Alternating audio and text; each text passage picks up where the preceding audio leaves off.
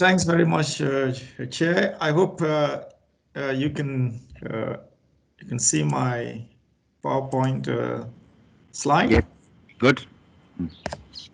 Okay, and thanks for the introduction. The subject of my presentation is climate of agriculture in Southern Africa. That's the proposition, and it would be quite brief. We'll look at the challenges in the sector, the opportunities, and what climate smart agriculture actually entails in terms of how we operationalize this. And I would end with some examples in the precision agriculture domain. I think it was already sort of shown I think in the very first presentation, the impact of the 2015-16 drought in the Southern African region. That map there shows, how we mapped the impact of the drought on the vegetated landscape using MODIS imagery. So we compared the vegetation condition over 18 or 15-year period, and December 2015 was the driest year within that period. And we later learned that it was actually the driest year on record.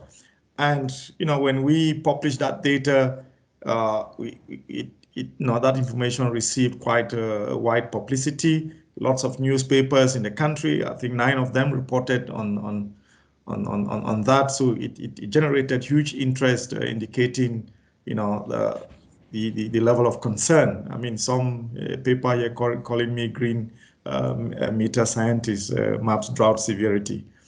And that had a huge impact on agriculture in the country. You can see maize production, for example. Look at the Free State, this longest bar here. Maize production dropped from about 6 million tons to barely 2 million tons from the preceding year to the drought year. And we just recently published a paper last year which shows massive farm abandonment in the past 20 years in the country. Lots of small scale to medium scale farmers are abandoning their fields, and those fields are taken over by bush encroachment. So trees are gaining grounds in those areas, and with increasing levels of CO2, we expect that phenomenon to rather increase, which would be unfortunate. And I just in this slide, the Standard Bank of South Africa published a policy article, citing the work we did, and there this guy Carl Goethe emphasized that these challenges also present an opportunity for entrepreneurs, similar to the establishment of the solar industry. There is a business case to diversify and create new industry to provide water-saving solutions.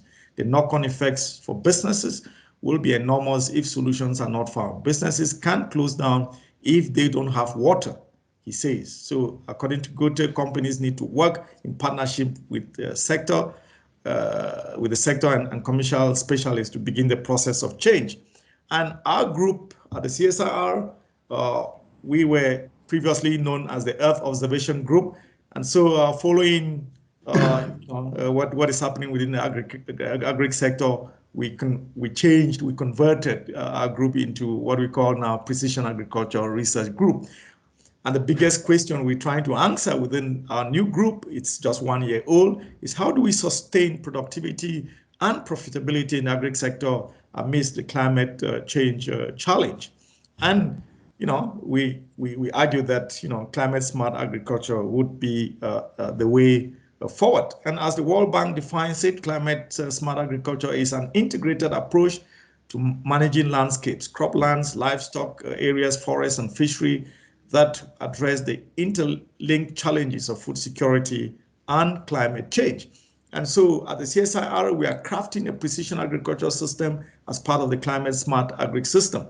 And precision agriculture, because our group is heavily involved in remote sensing, we're using satellites and drone systems and in situ sensors to observe changes in our soils and crop landscapes, and we're measuring different parameters, and we're providing that data, hoping that there would be a response in near real time on how crops grow, and to ensure that threats are taken care of in near real time, so that the farmer can enjoy greater yields and profits at the end of the day, but at the same time mitigating negative environmental impacts.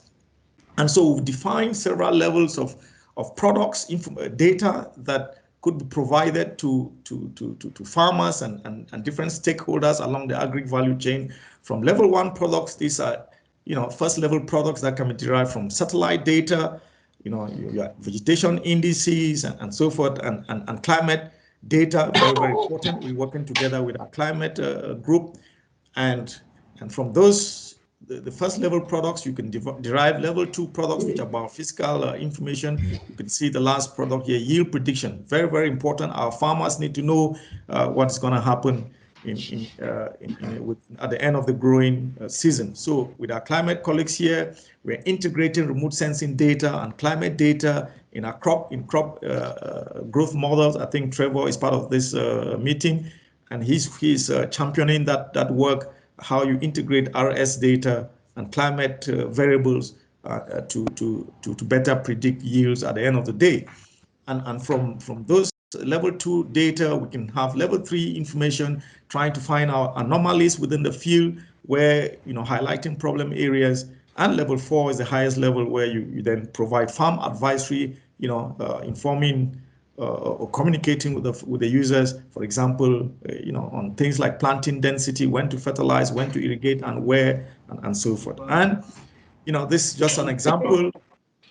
Here you find from your satellite information, we can map the active fields, and from the active fields you can generate information on, for example, soil nutrient levels, soil moisture, and you can see that's a beautiful map there of one of our farmers' fields, showing very detailed spatial variability of soil nitrogen content, and we've mapped all other soil variables. And we take these products to farmers. We kind of work with them, get their perspective, train them, and they also kind of give us feedback on what they know and how the information can be used.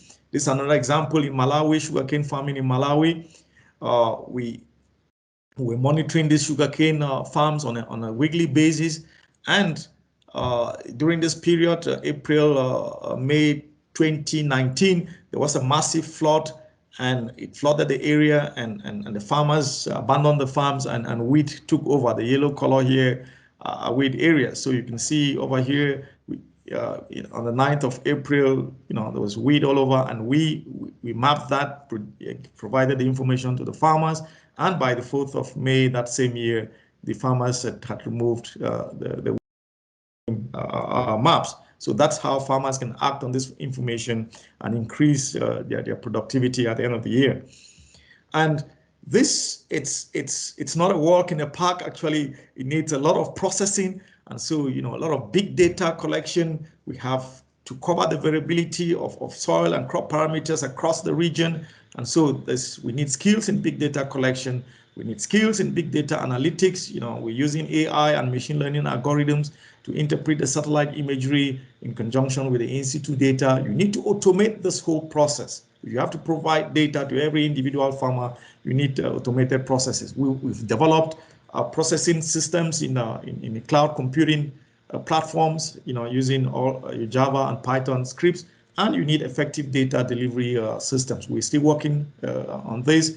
And finally, you need to have a good structure in place on how users would access this data at a very, very, very, very minimum cost. I think it's time for us to act together to secure a better world for the future generations. Thanks.